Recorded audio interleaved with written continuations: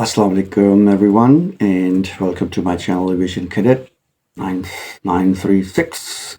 And today I will talk about almost a 14 months old incident happened in Bangladesh Airforce. As I've covered the previous incident of Bangladeshi aircraft F7 that got crashed on a school, and there were about 50 casualties, mostly children. So sad incident. This one just involved one student pilot. He was deceased after the ejection, and nothing on the ground was damaged. The aircraft involved was Yak 130. So let's watch the incident first.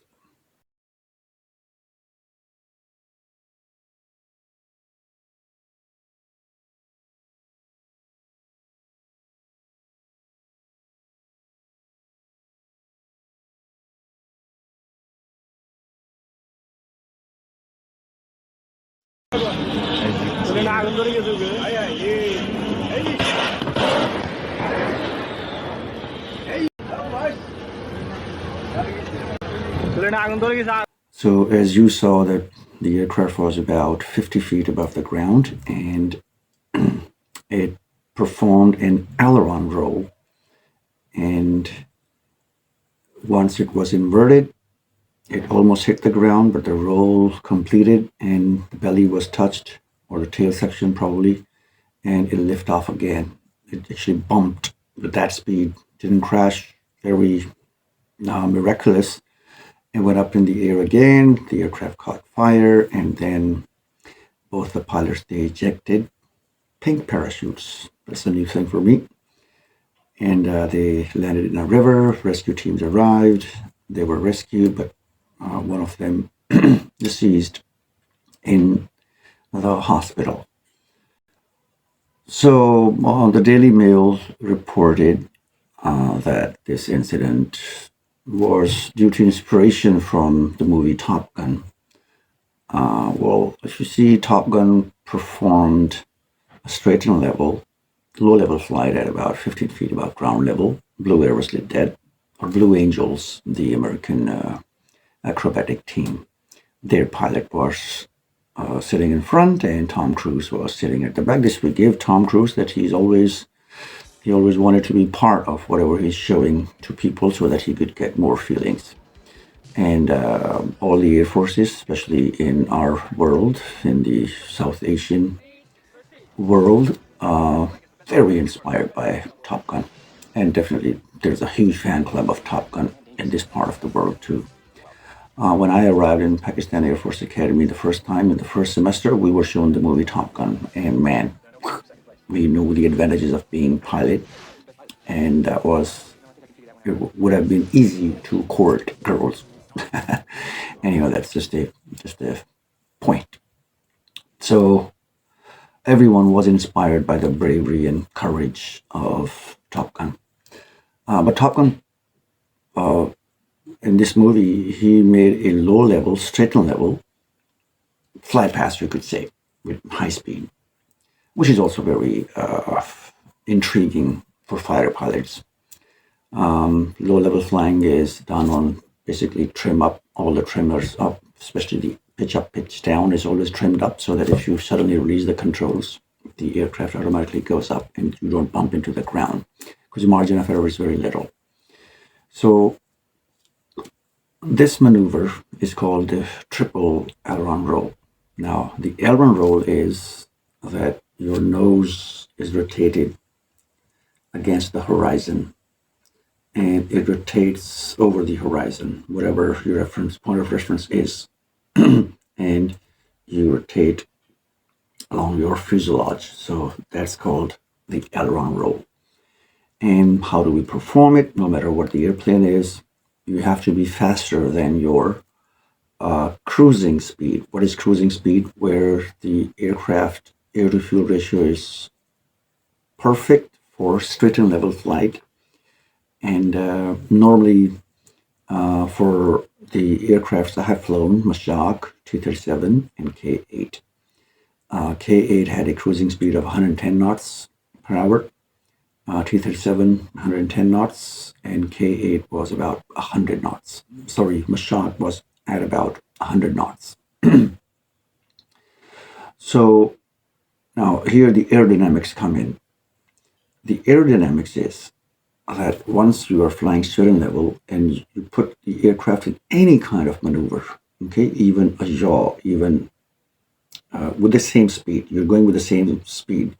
If you put a slight bit of controls, the drag is going to be increased and the aircraft's nose is going to go down, no matter what you do. If even you put the rudders in, you lift it up a bit or you roll it. So 3 movements: yaw, roll, and pitch up, pitch down. So the aircraft's nose tends to go down. That's a aerodynamic law.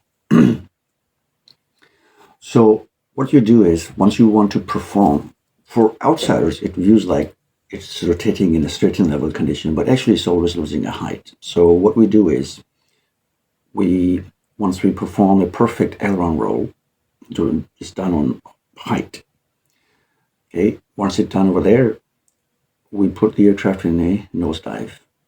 And once we cross at least 20 knots plus the cruising altitude speed, we start to pull it above the horizon. Now, this is the horizon. Let's say horizon is the imaginary line between the earth, the land, and the sky.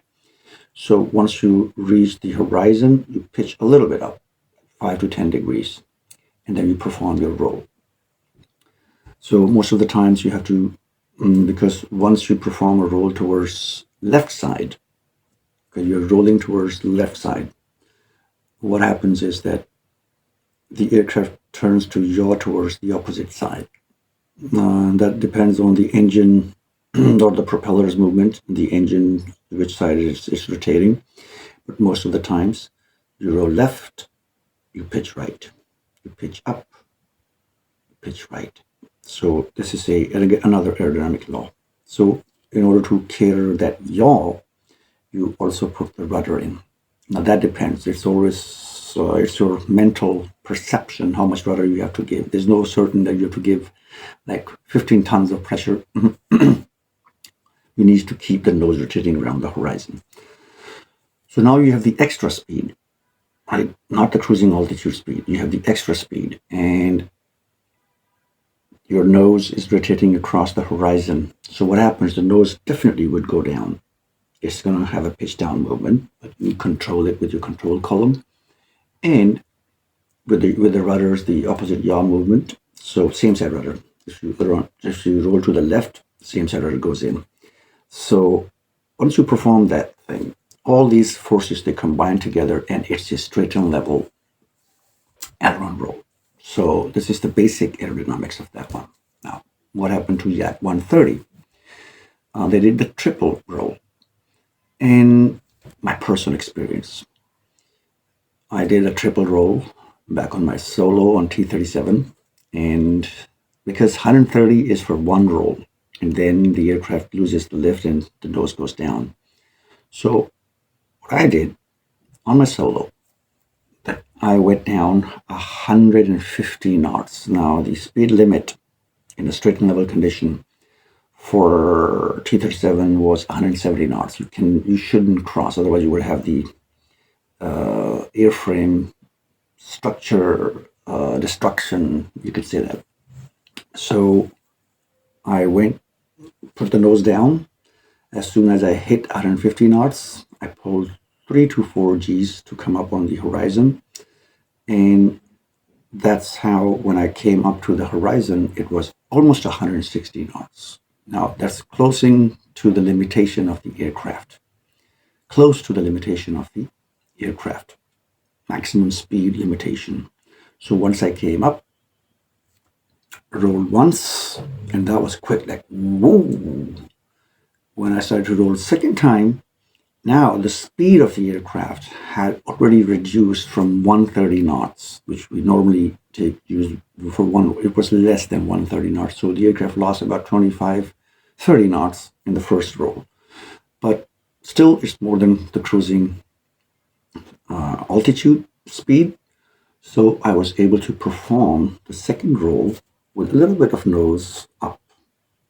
And the second roll was performed. On the third roll, now my speed was already dropped below even the cruising altitude speed. So what happened? So as soon as I got inverted, the aircraft went down. Boom, natural. Because even if you're inverted or even if you are this way, nose down, this way, nose down should be pitching up. But there's no lift, so aircraft is still going to go down. Exactly the same thing happened, and I lost about 300 to 400 feet operating at that height, 25,000 feet. So it's natural. This is going to happen unless you keep feeding the aircraft with the power so that the speed stays above the cruising altitude. Now, let's get back to Yak 130. So what has happened here? Very clearly, they did the triple roll on a sub-supersonic aircraft, and Yak 130. So the power was definitely full to achieve the speed, which is close to the limitations of the air. So probably they were a few knots less than the maximum limitation speed of the aircraft. So once they rolled, one roll was successful, the second was okay. But if you see the video clearly, in the third roll, what happened? The natural movement of the airplane going down. It went down right away, but the roll was still being done. So they almost leveled off, but because of the momentum, they hit the ground, went up in the air.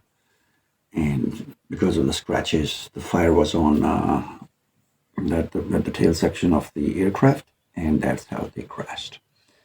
They ejected, but eventually that ended up in a fatality.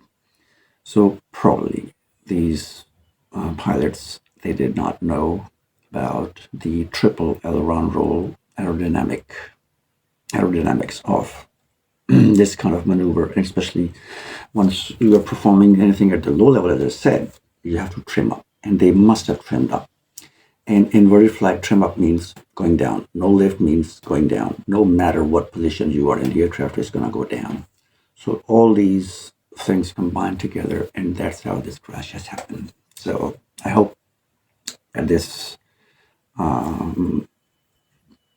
is still, because the Air Force things are always kept secret and they're not put in public, so we will never know what has happened. But this is my theory. If you are an expert and professional watching this, drop me a comment. Thank you very much. Allah Hafiz.